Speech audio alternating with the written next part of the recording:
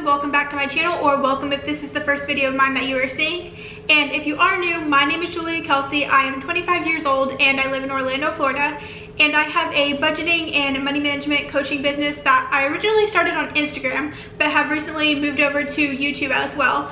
And this is where I share and show others that budgeting and money management can be simple and actually enjoyable, and help them get to a place where they are easily accomplishing their financial goals while also being able to spend and live a life that they enjoy at the same time. So I'm really excited for today's video. So today's video is going to be all about sinking funds. I'm going to explain what a sinking fund is, walk you through the three main types of sinking funds, and then also walk you through my sinking fund setup and the different funds that I have. I'm also going to quickly show you the total spending that I did in my sinking funds in 2021 and kind of how I'm using that to estimate how much I should be allocating per month into each of my funds to make sure that they have enough money throughout the entire year. Okay, so first things first, what is a sinking fund? So basically a sinking fund is a mini savings account for expenses that are irregular or unexpected. And the idea is to set a little bit of money aside each month for a particular purpose, so that when an expense comes up within that category, you already have the funds available and you aren't scrambling or messing up your normal monthly budget to take care of that expense. And now the idea of a sinking fund can be very overwhelming at first, because there's literally so many different funds that you could create under the umbrella of sinking funds. So I like to break it down into three main categories that make it a little bit more specific and easier to determine what your category should be. So the first category is probably the broadest, just because again, a lot of things could fall under this category, but that is going to be allowances. So this is going to be for purchases that happen regularly, but most of the time not every month, and when they do come up, they're usually a little bit more expensive. So it is difficult to budget for them monthly, because you either end up not using your monthly budget at all, or you end up going over budget. So it's easier to set aside a little bit each month, essentially rolling over money that's not being used month after month. So then when you want to make a more expensive purchase, the money is already set aside and available. The next category is getting a little bit more specific, and that is what I like to call rainy day funds. So this category is going to be more for the unexpected expenses. And I say unexpected in the sense that you don't know when these expenses will come up, and you also don't know how much it's going to cost when they do. However, you do know they will happen at some point. So think car maintenance, house maintenance, your phone breaking, your computer breaking, those types of things. You know they happen, you just don't know when and how extreme they will be when they do.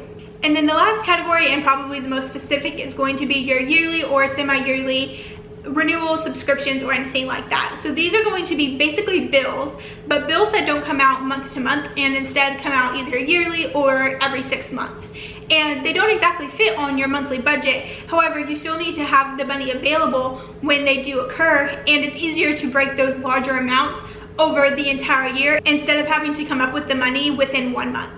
So now that we've gone through the three main types of sinking funds, I want to quickly walk you through my specific categories and the goals that I have set for a few of them. So within the allowance category, my first sinking fund is clothes/beauty, and that one's pretty straightforward. So this is going to be for any clothes, makeup, hair care, skincare, anything like that I want to purchase. I don't tend to make those purchases monthly, and when I do make them, they're a little bit more on the expensive side, so that is perfect for a sinking fund. And I don't have a specific goal for this category. This is more of a revolving account where money is flowing in and out of it continuously. And similarly, the next category is fun. So this encompasses a lot of things. This could be like entertainment type things, like going to the movies, going to a football game. This could be like going out to a birthday dinner with friends. Anything of that nature would fall into this category, and this one again does not have a goal because it is revolving and always moving. So the next one is gifts. This is mainly my Christmas budget, so this is what I use to purchase all of my Christmas gifts.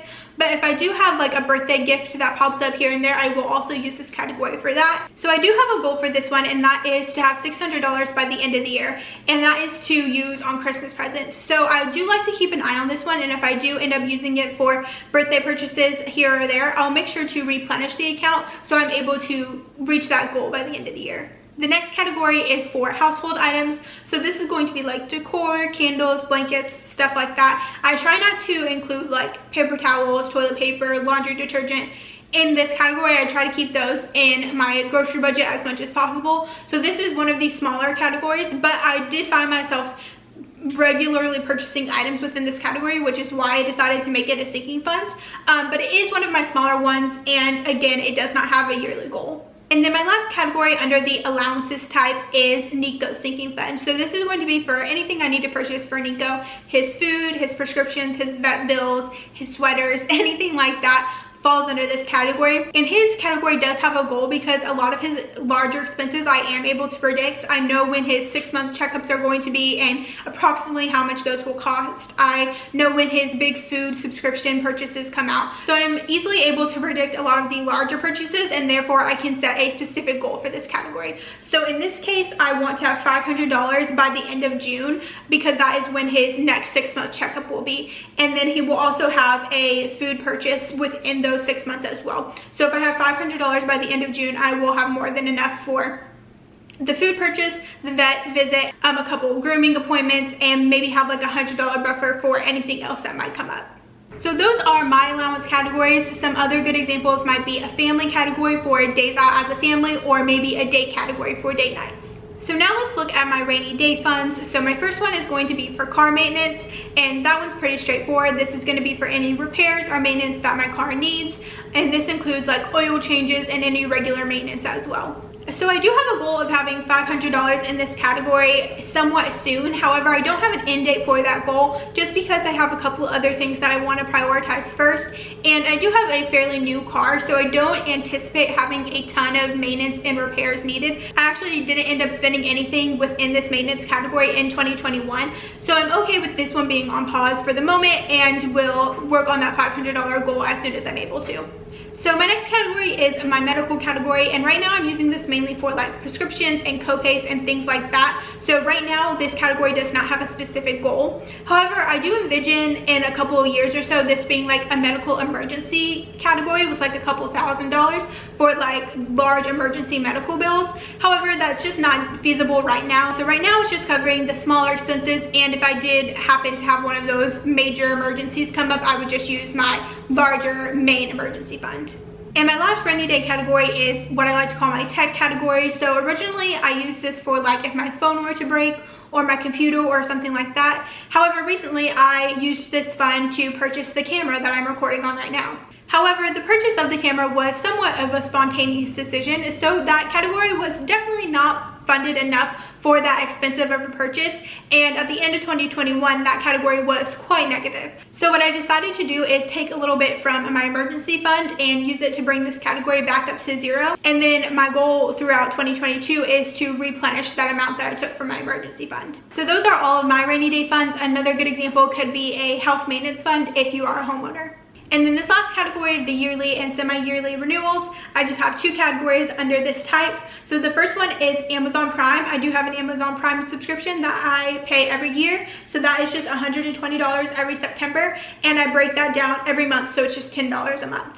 And then the second one is my gym yearly renewal, which is just a little bit over $50 every March. So that is less than $5 a month, and I have enough to fund that bill. And there are a lot of other examples that could fall under this type of sinking fund. A good one is car insurance. Sometimes insurance companies will even give you a discount if you pay semi-annually or yearly, so that is something to look into as well. So those are all of the categories I have going into 2022, and then the rest of this is how I keep track of how much is available in each of those accounts.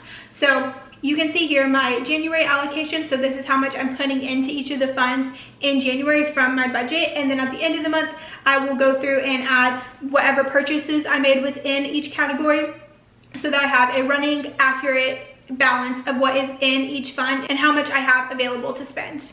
And lastly, I just want to really quickly walk you through how I determined what I want my monthly allocations to be going into 2022. And I did this by looking at my total sinking fund spending for 2021. So I went through and I looked at my total purchases within every sinking fund category as well as my total allocations. And then I looked at each one and determined whether I thought it was an accurate representation of how much I was going to spend moving forward, if it was a little high, if it was a little low, what my thoughts were for how much I was going to spend in the next year. So that is what I did down here. I went through each one and determined what I thought my estimate for 2022 is going to be. So for clothes/beauty, I know I spent a little bit more in this category than I would have liked in 2021. So I'm bringing that down a little bit in 2022, and I made my estimate a little bit lower than what my total purchases were last year. For fun, I kept it about the same. I was happy with my spending in that category last year, so not much change here. For gifts, I decreased my goal just a little bit. For the last 2 years, I've done $700 for Christmas, and for the last 2 years, I've had just a little bit left over. So this year, I'm bringing it down just a bit to $600.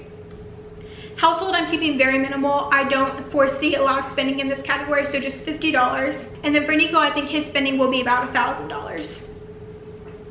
Moving on to medical, I did lower this one quite a bit from what it was in 2021 because I do have one prescription that I will no longer be purchasing. So that is a significant reason why that one decreased.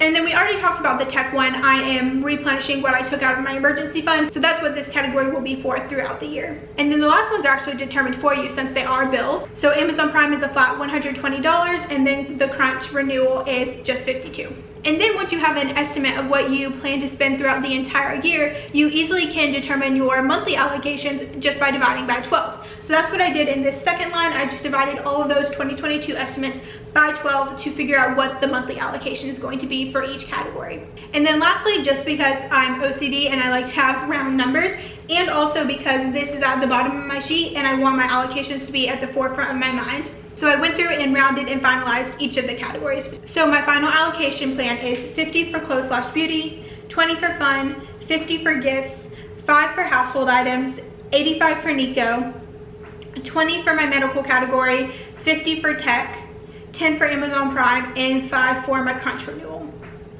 And now something else I want to point out is if I go over to this total category, this tells me that my total for all of my allocations per month is $295. Now, that might not be doable every single month depending on what other goals you have and your monthly income.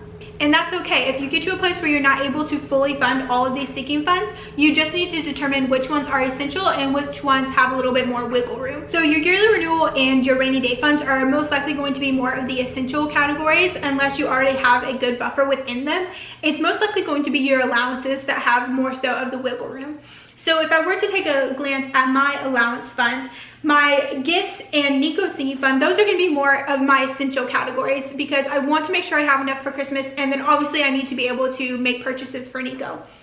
So those are going to be more on the essential side of things. And then if I needed a category that I was able to lower or not fund at all, that would be when I would go to my household category, my fun category, or my clothes/beauty category. Those are not essential, and if I'm not able to fund them, it'll be okay. So those would be my go-to categories if I needed to decrease my overall allocations in a given month.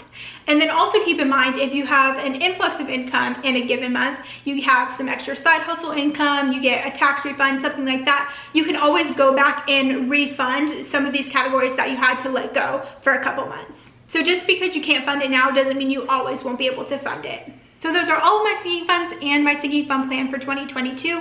If you have any questions on this topic, make sure you leave it down in the comments. I'd be happy to answer them. I know when you're first introduced to this topic, it can be extremely overwhelming. So I want to make sure I answer any of your questions and simplify it as much as possible. If you like this video, make sure you give it a thumbs up, and don't forget to subscribe so you can see more videos like this from me. And also make sure you check out my Instagram so you can see more content from me in between videos. And with that, I will see you guys in the next one.